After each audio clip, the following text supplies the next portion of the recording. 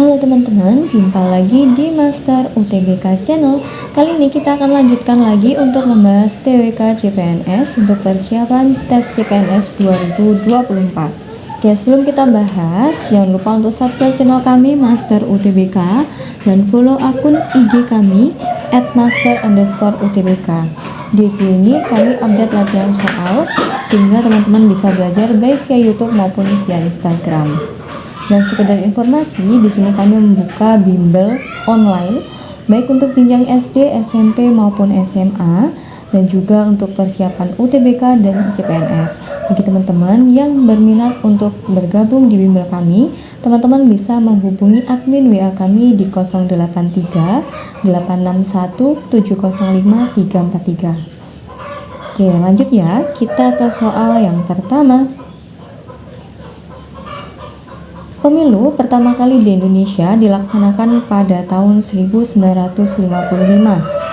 Pemilu ini dilaksanakan untuk memilih anggota parlemen atau DPR dan konstituante. Pada tahap 1, 4 partai besar yang memenangkan kursi adalah PMI, Masyumi, NU, dan PKI. Menurut Herbert Reed, pemilu 1955 adalah pemilu yang paling demokratis. Hal ini sesuai dengan pengamalan Pancasila, terutama sila ke, apakah sila pertama, sila kedua, ataukah sila ketiga, atau sila keempat, ataukah sila kelima, teman-teman. Kita cari dulu untuk kata kuncinya ya. Di sini untuk eventnya adalah pemilu.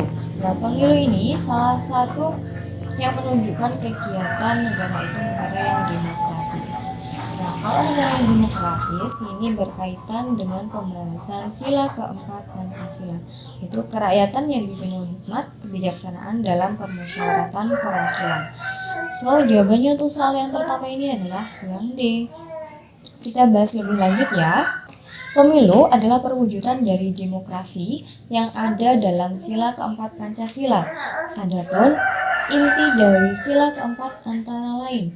Yang pertama, menegaskan bahwa Indonesia adalah negara demokrasi yang mengakui dan menjunjung tinggi kedaulatan rakyat.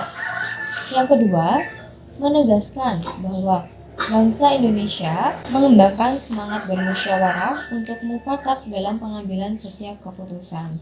Yang ketiga, menegaskan bahwa bangsa Indonesia meyakini jalan musyawarah untuk mufakat dapat menjaga keselamatan dan keberlangsungan bangsa dan negara. Yang keempat, menegaskan bahwa bangsa Indonesia tidak mengenal sistem diktator mayoritas dan tirani minoritas. Dan yang terakhir, bangsa Indonesia dalam mengambil keputusan senantiasa dipimpin oleh nilai-nilai ketuhanan, kemanusiaan, persatuan, dan keadilan dalam semangat hikmat kebijaksanaan dalam permusyawaratan untuk mewujudkan keadilan. Oke, kita lanjut lagi ya, soal yang kedua. Kita lanjutkan lagi teman-teman. Pada tahun 1949, Sekar Maji Marijan Kartosuwiryo mendirikan Negara Islam Indonesia atau NII atau yang lebih dikenal dengan Darul Islam atau DI. Gerakan ini bertujuan menjadikan Republik Indonesia menjadi negara teokrasi dengan agama Islam sebagai dasar negara.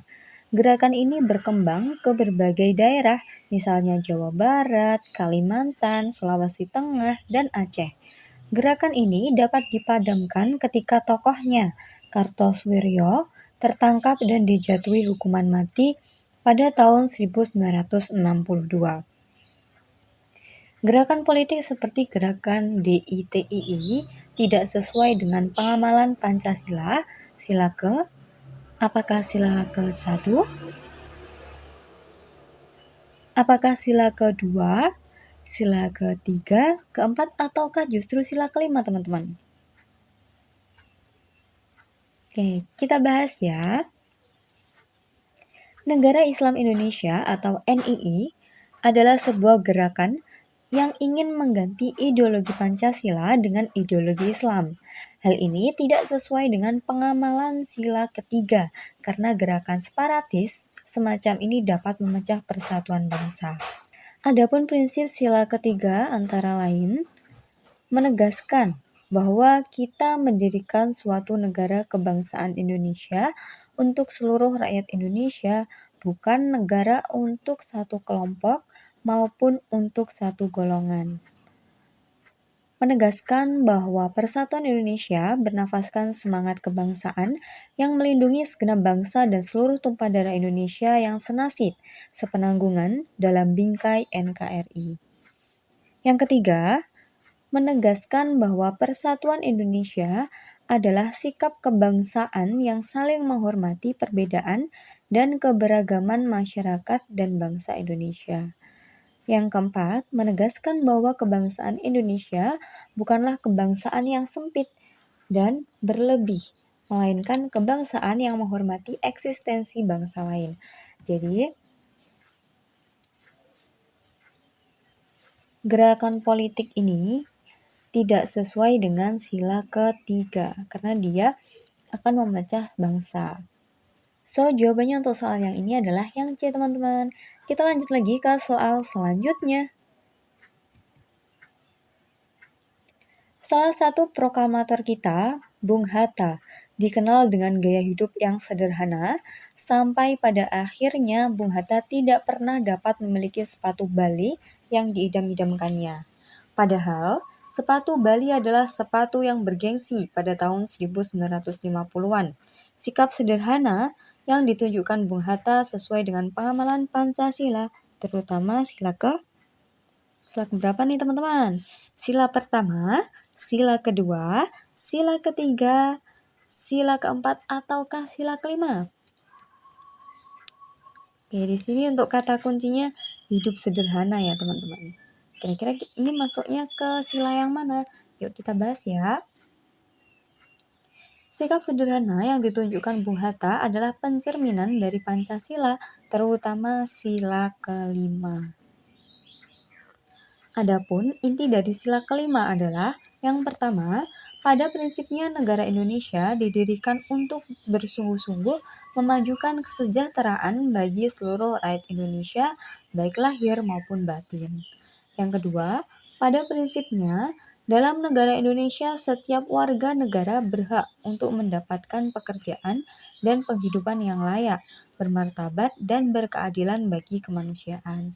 Yang ketiga, pada prinsipnya negara Indonesia wajib menjamin setiap warga negara untuk mendapatkan pekerjaan dan penghidupan yang layak, bermartabat dan berkeadilan.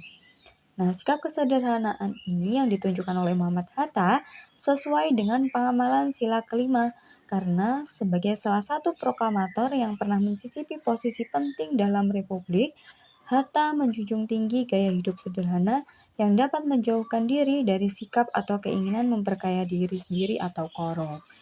Nah, perbuatan ini adalah cerminan bagaimana Hatta tidak mementingkan kesejahteraan sendiri, melainkan lebih mementingkan kesejahteraan rakyat. Jadi di sini, kalau berkaitan dengan kesejahteraan rakyat, maka sesuai dengan sila kelima, yaitu keadilan sosial bagi seluruh rakyat Indonesia. So, jawaban untuk soal yang ini adalah yang E, teman-teman. Kita lanjut lagi. Apabila DPR tidak menyetujui rancangan anggaran pendapatan dan belanja negara yang diusulkan Presiden, maka apakah yang A, DPR bersama Presiden melakukan sidang, yang B, Presiden dan Menteri Keuangan melakukan sidang, yang C, pemerintah menjalankan anggaran pendapatan dan belanja tahun lalu, yang D, pemerintah merevisi rancangan anggaran pendapatan dan belanja, yang E, DPR, Presiden, dan Menteri Keuangan mengadakan sidang. Ini ada di pasal 23 ya teman-teman. Kita lihat dulu bunyinya seperti apa untuk pasal 23 ayat 3, yaitu apabila DPR tidak menyetujui RAPBN yang diusulkan oleh Presiden, maka pemerintah menjalankan anggaran pendapatan belanja tahun lalu. So, jawabannya untuk soal yang ini adalah yang C. Jadi untuk merancang APBN itu Presiden mengusulkan kepada DPR. Kenapa kok kepada DPR? Karena DPR itu sebagai wakil rakyat. Sebagaimana di Indonesia itu kekuasaan tertinggi berada di rakyat. Sehingga DPR sebagai wakil rakyat dia dianggap sebagai perwakilan dari rakyat kita. Sehingga untuk memutuskan APBN, Presiden perlu menunjukkan RAPBN-nya kepada DPR. Oke teman-teman, kita lanjut lagi ya. Seorang pejabat hukum menerima parsel saat hari raya. Parsel itu berupa makanan dari perusahaan X dan kerajaan Y. Tidak ada perkara hukum yang sedang ditangani pejabat hukum tersebut yang melibatkan baik perusahaan X dan kerajaan Y. Apakah yang harus dilakukan pimpinan pejabat hukum? Apakah yang A menerima parsel dengan senang hati, yang B menolaknya, yang C melaporkan kepada KPK, yang D menerimanya kemudian melaporkan kepada KPK, ataukah E mengembalikannya? Kira-kira apa yang harus dilakukan oleh pejabat hukum? Oke, tuliskan jawaban kalian di kolom komentar ya. Untuk soal yang ini kita jadikan PR. Kita bahas soal ini di video selanjutnya teman-teman. Oke, jangan lupa untuk follow akun IG kami @master_utbk, subscribe channel kami Master UTBK, dan follow akun TikTok kami Master_utbk. Bagi teman-teman yang ingin bergabung di kelas online kami, baik jenjang SD, SMP, maupun SMA, teman-teman bisa menghubungi di nomor 083 861 705 343. Oke teman-teman, sampai jumpa di video selanjutnya. Bye-bye.